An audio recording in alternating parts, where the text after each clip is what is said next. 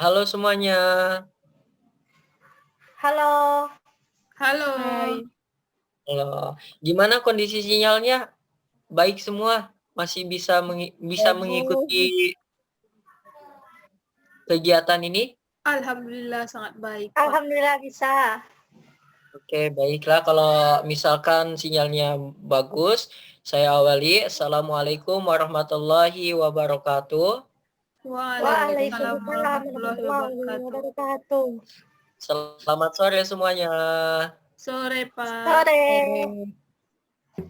Gimana kabarnya semua? Alhamdulillah. Alhamdulillah baik. Alhamdulillah baik. Sebelumnya saya ucapkan terima kasih atas kepercayaan kalian, kehadiran kalian, dan kesempatan kalian telah teman-teman berikan kepada saya. Sehingga kalian tuh berkenan walaupun hanya melalui via virtual ini. Saya sangat terima kasih kepada kalian. Baiklah, sebelum kegiatan ini dimulai, alangkah baiknya kita berdoa terlebih dahulu. Baik, silakan semua berdoa menurut agama dan kepercayaan masing-masing. Berdoa dimulai.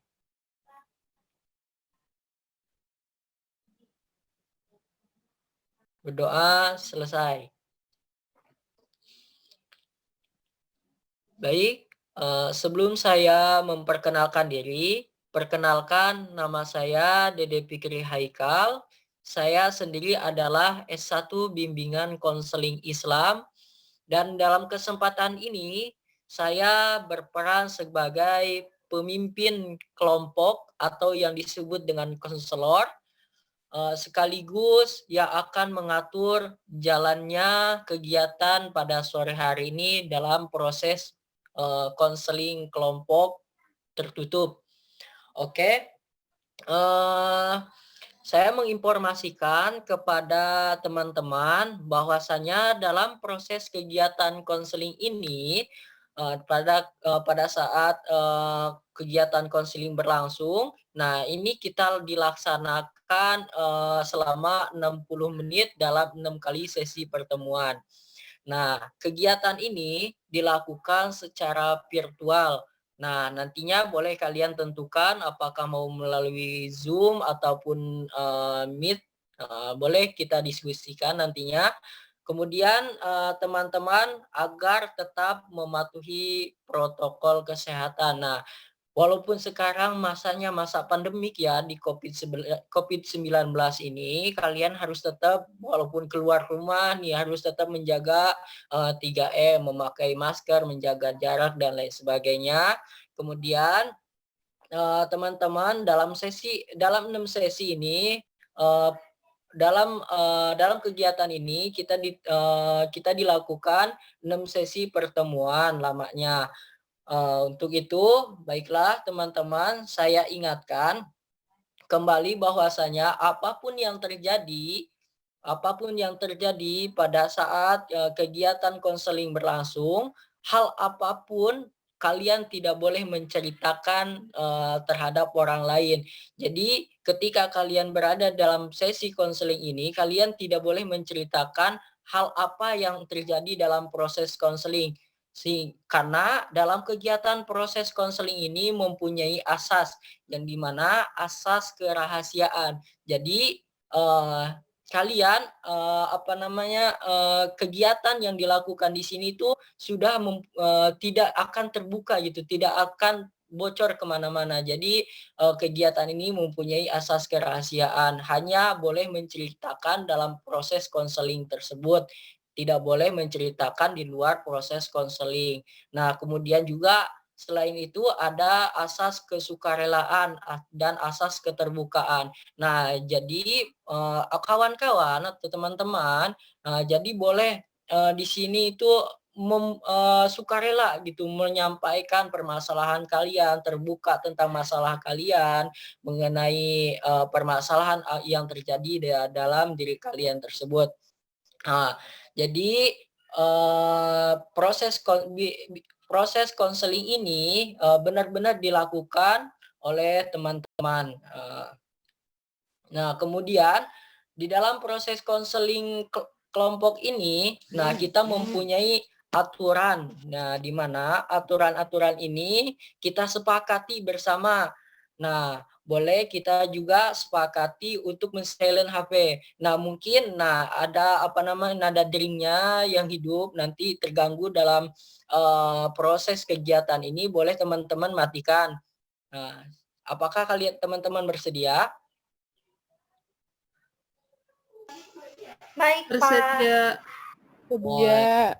Dan selain itu aturan kita di mana pada saat proses konseling, pada sesi diskusi atau maupun bertanya, kalian harus menghargai dan menghormati sesama teman, serta bergantian menyampaikan instruksi, tidak memotong pembicaraan. Kemudian teman-teman juga hanya diberikan kesempatan 3 menit untuk melakukan berbicara atau menyampaikan pikiran dalam diskusi ataupun mengenai hal apa saja yang ada dalam proses konseling tersebut. Oke, teman-teman, apakah sudah siap untuk memenuhi kegiatan atau ada yang ingin kalian sampaikan sebelumnya mengenai kesepakatan peraturan dalam proses konseling ini? Boleh teman-teman sampaikan jika ada teman-teman yang merasa kurang nyaman gitu, agar kalian dalam proses ini merasa nyaman, enak gitu, agar berjalannya proses konseling ini berjalan dengan efektif. Silahkan teman-teman kalau jika ada yang ingin ditambahkan dalam aturan ini. Setuju, Pak. Sepakat. Sepakat. Siap, Pak, untuk mengikuti proses konseling ini. Oke. Baiklah teman-teman. Bapak ingatkan kembali ya, bahwasanya dalam proses konseling ini teman-teman, walaupun pihak virtual, diharapkan teman-teman membuka kameranya agar Bapak bisa melihat posisi kalian dan bagaimana tingkah laku kalian agar berjalannya konseling kelompok ini bisa berjalan efektif dan lancar untuk kedepannya.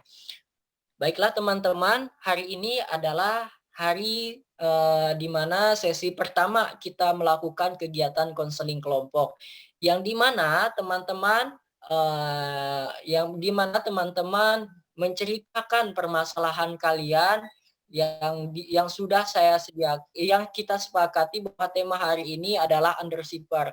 Nah, goal dari proses konseling ini yaitu di mana teman-teman mengungkapkan pemicu dan penyebab yang ada pada diri kalian, permasalahan kalian. Adapun pendekatan dalam proses konseling ini, nah kita melakukan pendekatan konseling realita. Dengan pendekatan tersebut terdapat topik kunci yang akan diterapkan terhadap anggota kelompok atau teman-teman. Nah, sejujurnya saya tuh merasa senang sekali terhadap teman-teman, bahwasanya teman-teman sudah bersedia walaupun hanya melalui via virtual, tapi teman-teman sangat semangat dalam mengikuti proses kegiatan konseling kelompok ini.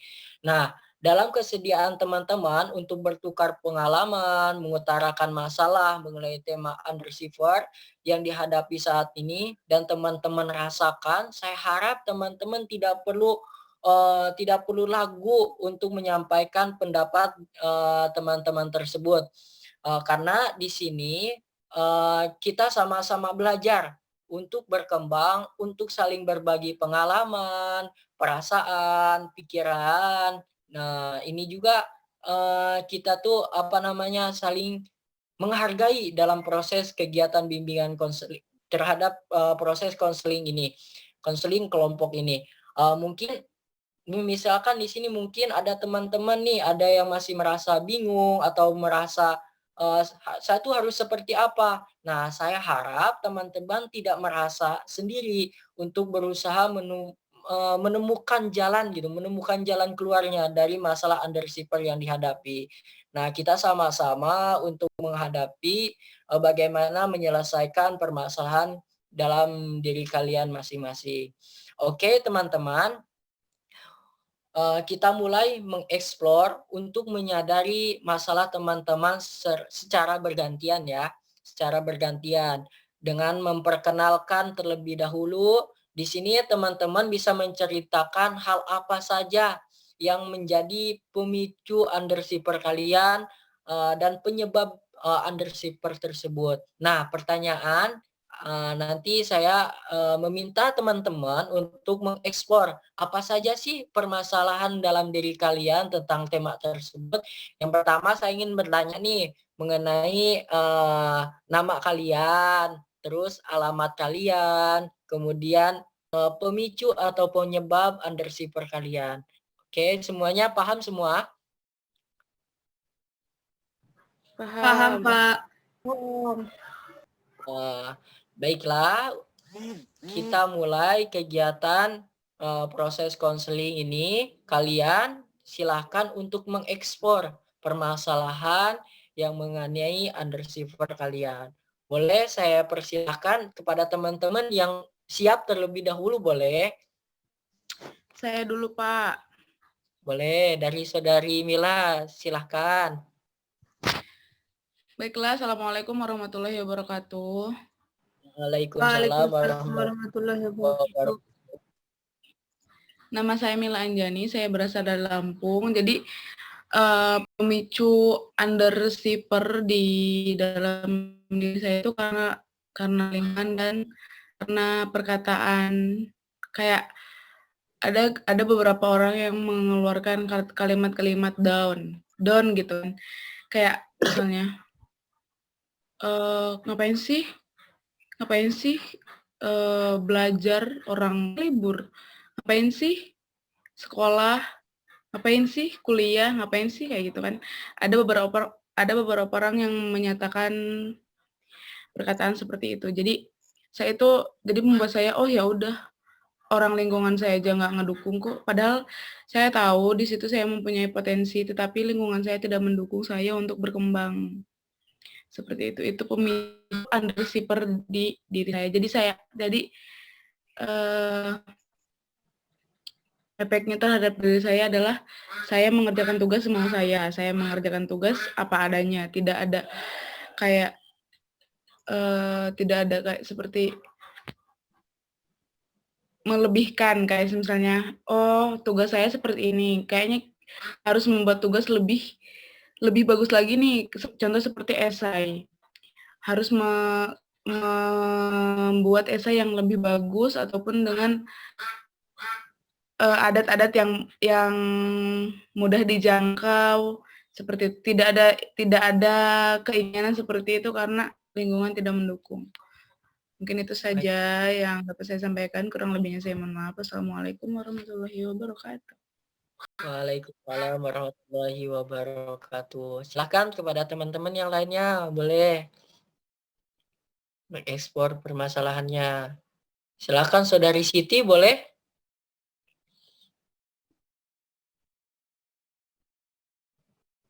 Boleh, Pak. Ya, boleh. Silakan Siti.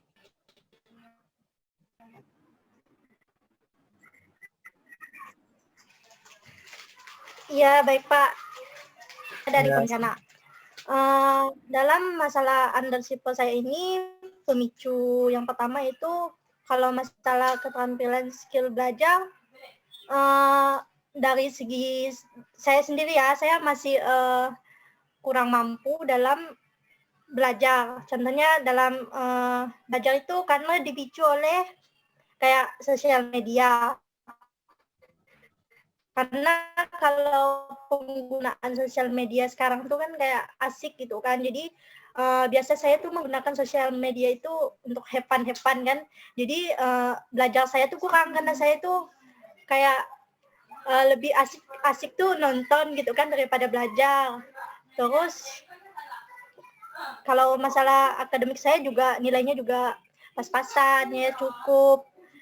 Jadi kalau untuk masalah Andosipo seperti ini, lingkungan juga berpengaruh karena mungkin saya sebagai anak rantau ya, jauh dari orang tua, banyak memikirkan kehidupan kayak seperti uang, bagaimana caranya bertahan hidup, belajar, semua itu udah kayak menyatu di kepala. Jadi itu mungkin juga jadi pemicu saya mengapa Andosipo itu terjadi pada saya gitu. Seperti itu, Pak. Oke, baik Siti. Silakan sekarang Atika Sari. Silakan mengekspor permasalahannya, nama, alamat, dan pemicu dan penyebab. Silakan Atika. Baiklah, terima kasih kepada Bapak Haikal yang sudah mempersilahkan saya. Sebelumnya, Assalamualaikum warahmatullahi wabarakatuh. Waalaikumsalam warahmatullahi wabarakatuh. Perkenalkan, nama saya Atika Sari. Asal saya dari Medan, Sumatera Utara. Di Pontianak, saya tinggal di Jalan Pangeran Natakusuma, Gang Taman Siswa nomor 1. Nah, tadi kan Bapak Haikal bertanya mengenai pemicu dan penyebab undershipper pada diri sendiri. Kalau untuk diri saya, potensi atau prestasi dalam belajar memang masih belum, maksud bisa dibilang belum terlalu bagus lah, masih ada main-mainnya gitu. Pemicunya tuh ya salah satunya contohnya pengaruh dari lingkungan, ajakan teman-teman. Karena kan kadang kan ketika ada kawan tuh misalkan yuk nyantai yuk kata dia, lagi ngerjakan tugas gitu, nanti lah masih waktunya masih lama gitu, ada ajakan-ajakan seperti itu. Nah itulah yang membuat salah satunya potensi belajar saya masih itu masih kurang tuh. Terus mungkin seperti yang Mila tadi tuh ada juga omongan-omongan atau ejek-ejekan dari orang sehingga membuat diri saya pribadi down. Jujur saya juga tipikal orang yang mudah memikirkan perkataan orang lain. Jika ada seseorang yang mengatakan misalkan kata-kata jelek lah, kata-kata yang tidak baik gitu, itu akan berpengaruh terhadap diri saya gitu. Kemudian penyebabnya, ya penyebab salah satunya dalam mengerjakan tugas ya suka menunda-nunda waktu. Misalkan kan dosen memberikan jangka waktu seminggu tuh.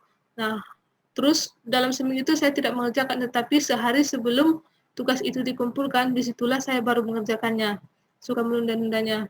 Kemudian dari pengaruh sosial media juga merupakan salah satu penyebabnya, sering main HP gitu. Mungkin itu yang bisa saya sampaikan. Kurang lebihnya mohon maaf. Assalamualaikum warahmatullahi wabarakatuh. Waalaikumsalam warahmatullahi wabarakatuh.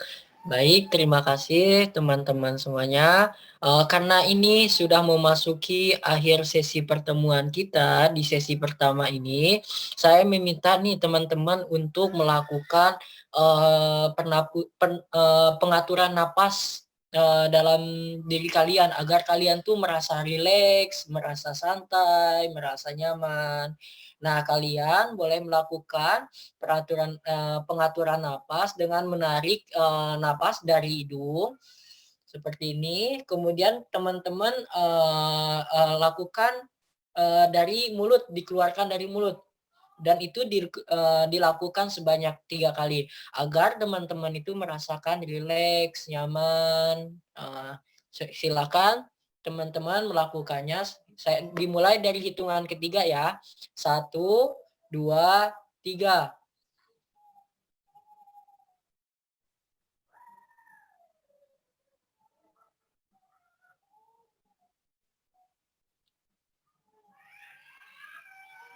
Baik, terima kasih teman-teman. Baiklah, kita jadwalkan pertemuan ini kita untuk pertemuan selanjutnya untuk teman-teman melakukan proses kegiatan konseling berikutnya. Silakan teman-teman jadwalkan kapan teman-teman bisanya, tapi tetap kita melalui via virtual ini ya, agar menjaga kesehatan teman-teman, biar teman-teman itu menjaga dari hal-hal yang tidak diinginkan, karena zaman sekarang kan kurang bagus nih di tahun-tahun ini kurang bagus. Jadi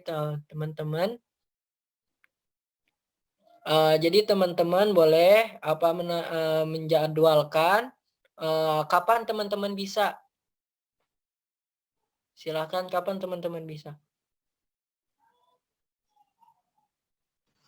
Di hari yang sama minggu depan mungkin, Pak. Oke. Oh, Mila Anjani keluar ya? Mila Anjani keluar ya? Ya, iya nggak apa-apa Pak, mungkin bisa dilanjut aja Pak, masalah jaringan mungkin Pak. Oh, jaringan ya. Oke, nanti karena ini kita berada di sesi akhir penghujung gitu, di sesi akhir penghujung dalam pertemuan pertama ini. Nanti kalian konfirmasi ya sama Mila Anjani ya. Iya Kalau Pak. misalnya masuk lagi ya. Oke, Baik, baik. Pak. Kapan kalian bisanya? Hari apa?